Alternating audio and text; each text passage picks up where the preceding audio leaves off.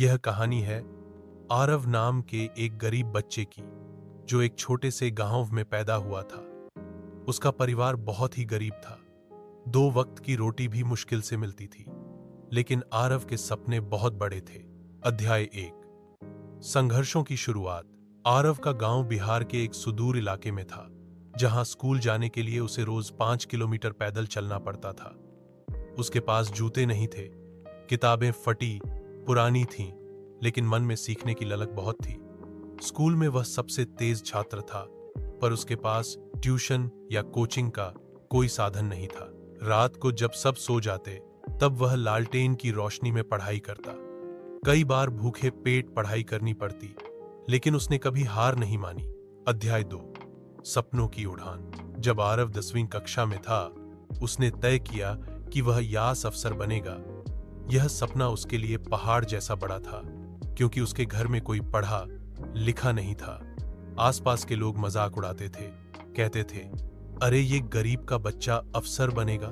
लेकिन आरव ने किसी की नहीं सुनी। उसने पुरानी किताबें मांगी, लाइब्रेरी में घंटों बिताए और खुद से तैयारी शुरू की। वह खेतों में काम करके अपनी पढ़ाई के लिए पैसे भी बचाता था। अध्याय 3। कड़ी मेहनत का फल।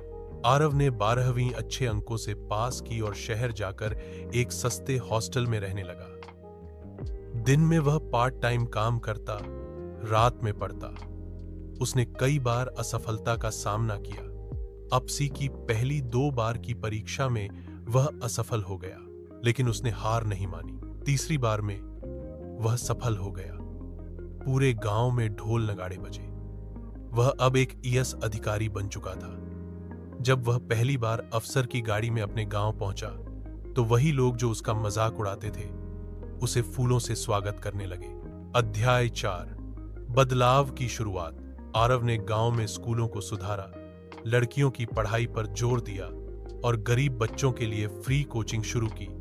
उसने कहा, अगर मैं कर सकता हूं तो कोई भी कर सकता है। गरीब होना कोई अभिशाप नहीं, बल्कि एक चुनौती है, जिसे मेहनत और आत्मविश्वास से जीता जा सकता है।